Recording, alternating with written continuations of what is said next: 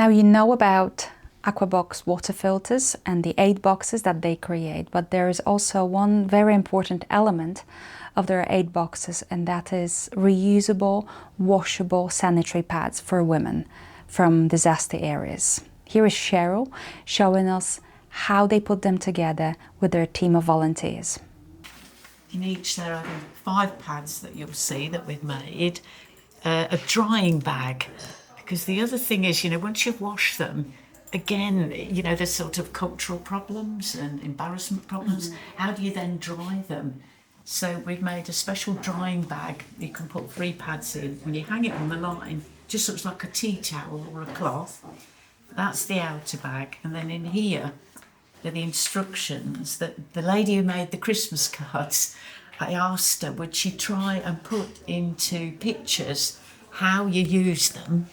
And we can show you how they fold up really small with their poppers. They look really like a small packet of hankies, so you could have it in your pocket, in your handbag, anywhere. Then it fits onto any kind of pants, round, popper again.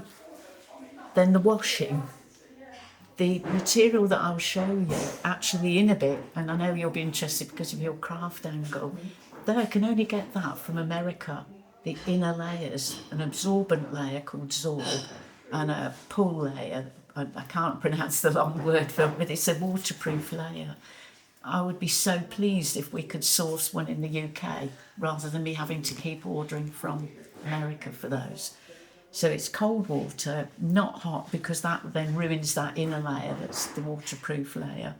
No, don't start scrubbing at it again, similar reason, and don't iron it.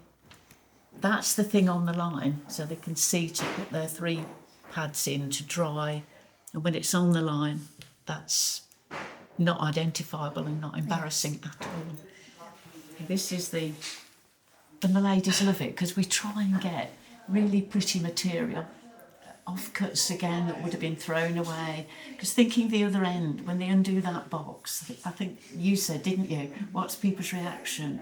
And we hope that they'll think, oh, there's somebody somewhere that's been thinking about us, that's made it pretty as well as useful. In here, this is, again, we've tried to get all sorts of different materials. That's a drying bag, so that when you've got it on the line, your 3 pads are in drying, hanging up. And then the pads themselves, that's the inner, that's the part that goes to your body. And that would then go round your pants and fix at the back so it's okay.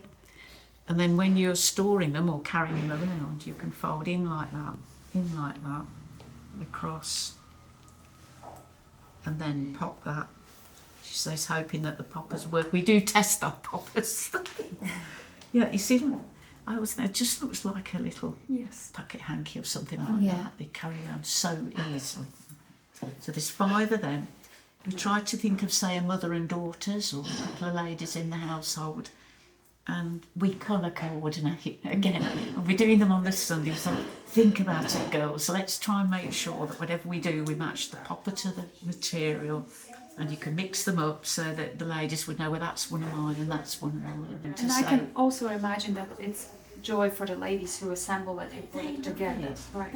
It's a social on the Sunday afternoons, because I always put on the wall there how many we've completed. So we're like 830, 174 drying bags, 156 outer bags and so on. So that's us, that's our sand pads group. And the lady who did them in Africa came over and did a workshop for us. She was thrilled. Yeah. She said, in my mind, I always wanted it to happen in other parts of the world, not just Africa, but I didn't know how. How was I going to do it? She said, so you ladies are my dream come true. Yeah. So that's us. Fantastic.